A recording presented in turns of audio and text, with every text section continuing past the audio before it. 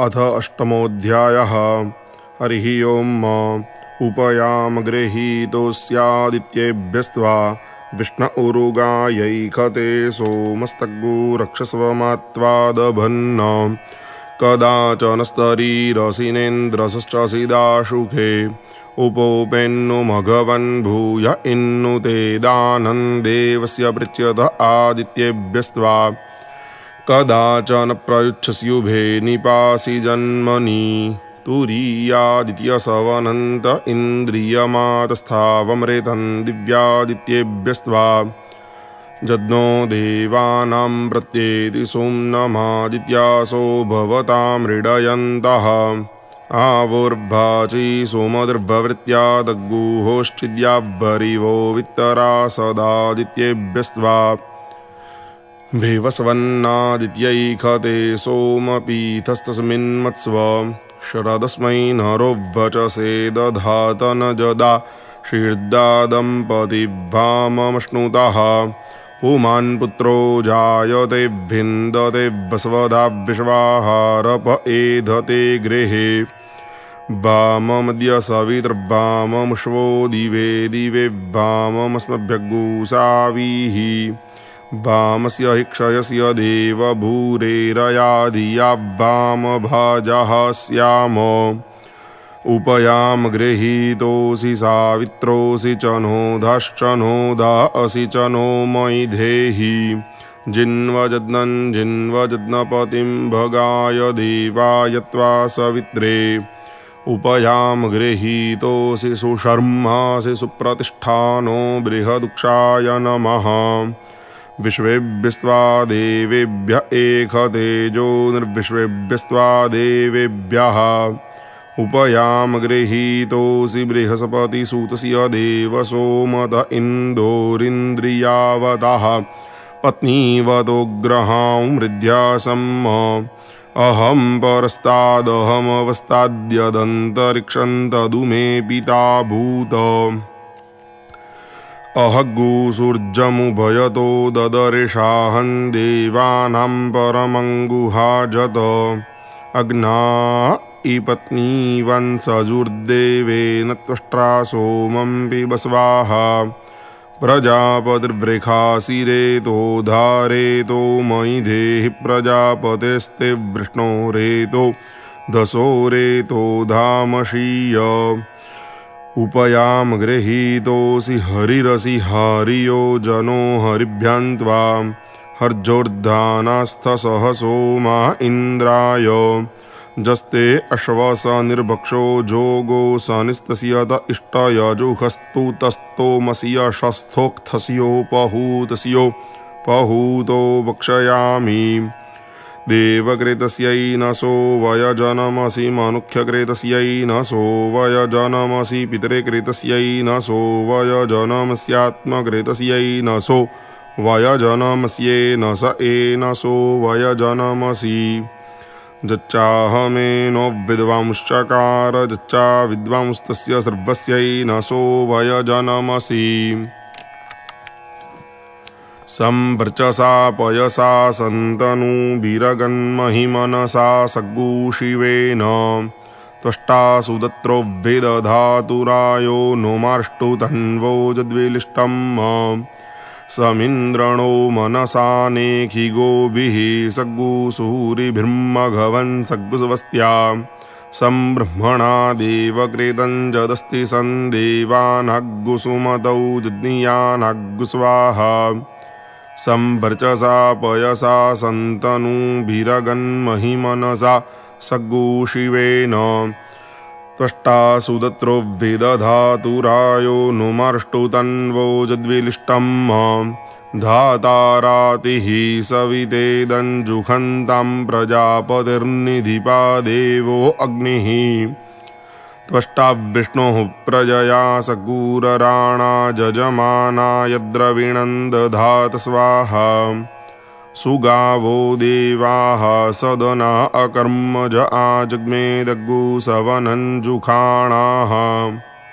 वरमाणा वहमाना हविगुख्यस्मे दत्तवसवो वसूनि स्वाहा जां आवह उषतो देवदेवांस्तान् प्रेरयस्वे अग्ने सदस्थे जक्षिवाग्गुसाः पपिवाग्गुसश्च विश्वे सङ्घर्मग्गुस्वरा तिष्ठतानुस्वाहा वयग्गुहित्वा प्रयति जज्ञे अस्मिन्नग्ने होतारमवृणीमहीह हृदगया हृदगुता शमिष्ठाः प्रजानन् यज्ञमुपयाहि विद्वान् स्वाहा देवा गातु विदो गातुं विद्वा गातुमित मनसस्पद इमं देवजज्ञस्वाहा वाते दाः जज्ञ जज्ञं गच्छ जज्ञपतिं गच्छ स्वाञ्जोनिं गच्छ स्वाहा एकते जज्ञो जज्ञपते सह सूक्तवाकाः सर्ववीरस्तञ्जुषस्वाहा माहिर्भुर्मा प्रेदाकुः उरुगुहिराजा वरुणश्चकार सूर्याय पन्थामन्वेतवा अपदे पादाप्रतिधातवे करुतापवक्तः हृदया विधश्चित नमो वरुणायाभिष्ठितो वरुणस्य अग्नेरनीकमप आविवेशापान्नपात्प्रतिरक्षन्न सृजम् दमे दमे समिधं चक्षग्ने प्रतितेज्वाघृतमुच्चरण्यस्वाहा समुद्रे ते हृदयमप्स्वन्तः सन्त्वाविशन्त्वोखधीरुतापः जज्ञस्य त्वा जज्ञपते सूक्तोक्तौ नमो वाके विधेम जत्स्वाहा देवीराप एखवो गर्भस्तग्गु सुप्रीतग्गु सुभृतं बिभृत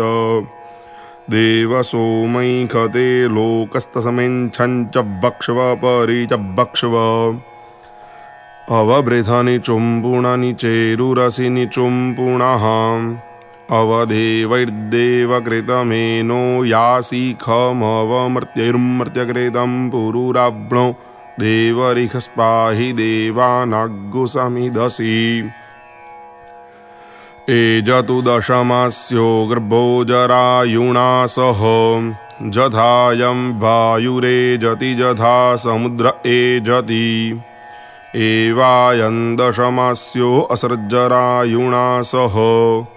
जस्यैते जज्ञियो गर्भो जस्यै जोनिर्हिरण्ययी अङ्गन्हृता जस्य तं मात्रा समजीगमग्गुस्वाहा पुरुदस्मो विघुरूप इन्दुरन्तर्महिमानमानञ्जधीरः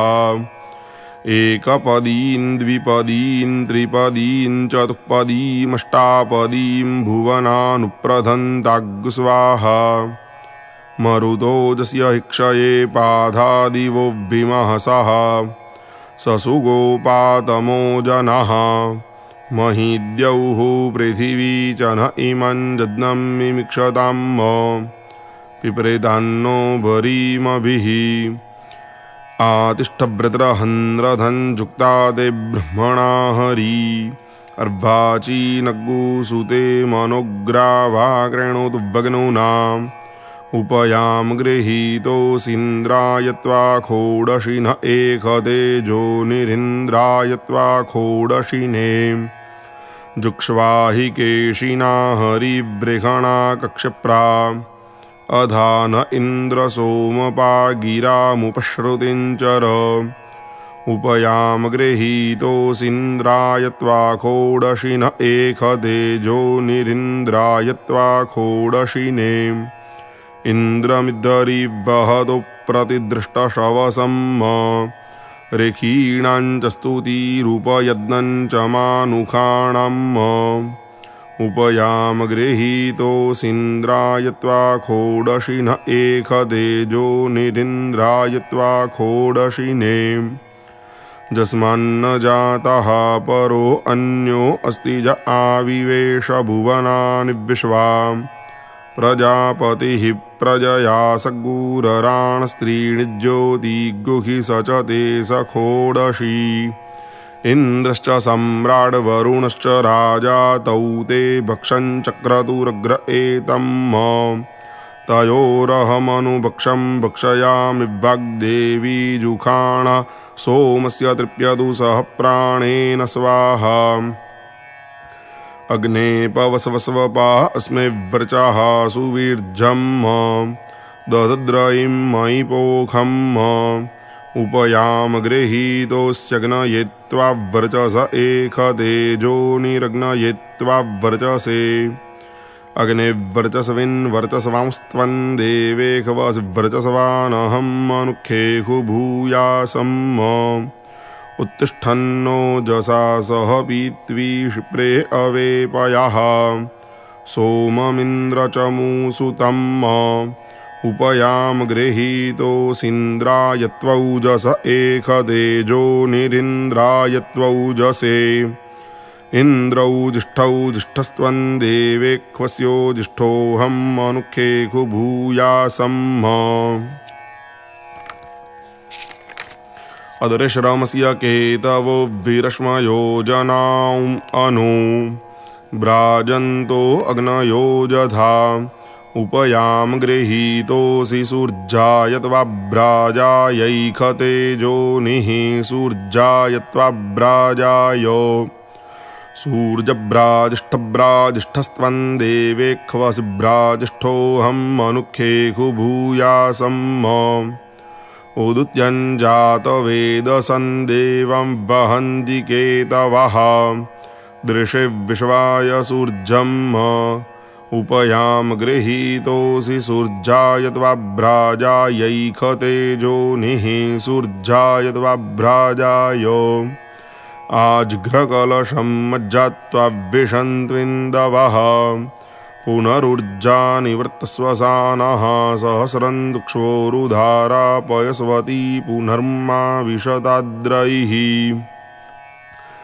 ईढेरन्ते हव्ये काम्ये चन्द्रे ज्योतेदिति सरस्वती महिविश्रुति एताते अग्ने नामानि देवेभ्यो मा सुकृतं ब्रूतात विन इन्द्रमृधो जहिनी चाजच्छ प्रेतन्यतः जो अस्मान् अभिदा सत्यधरङ्गमयातमः उपयाम गृहीतोऽसीन्द्राय त्वाभिमृध एकतेजोनिरिन्द्राय त्वाभिमृधे वाचस्पतिं विश्वकर्माणमूतये मनोजुवं वाजे अद्याहुवेम स नो विश्वानि हवनानि जोषद्विश्वशम्भूरवसे साधुकर्मा उपयाम गृहीतोऽसीन्द्राय त्वाविश्वकर्मण एकतेजोनिरिन्द्राय त्वाविश्वकर्मणे विश्वकर्मन्हविघावर्धनेन त्रातारमिन्द्रमकृणोरवध्यम् तस्मै विषः समनमन्तपूर्वीरयमुग्रो विहव्यो यथा सत उपयाम गृहीतोऽसीन्द्राय त्वाविश्वकर्मण एकतेजोनिरिन्द्राय त्वाविश्वकर्मणे उपयाम गृहीतोऽस्यग्नयित्वा गायतरच्छन्दसं गृह्णामीन्द्राय त्वा त्रिष्टुप्छन्दसं गृह्णामि विश्वेभ्यस्त्वा देवेभ्यो जगच्छन्दसं गृह्णाम्यनुष्टुप्ते भीकरः व्रेषीणां त्वा पद्मन्नाधूनोमि कुकूननानां त्वा पद्मन्नाधूनोमि बन्धनानां त्वा पद्मन्नाधूनोमि मदिन्तमानां त्वा पद्मन्नाधूनोमि मधुन्तमानां त्वा पद्मन्नाधूनोमि शुक्रं त्वा शुक्र आधूनोम्नो रूपे सूर्यस्य रश्मिषु काकुभग्गुरूपं वृषभस्य रोचते बृहच्छुक्रः शुक्रस्य पुरोगाः सोमः सोमस्य पुरोगाः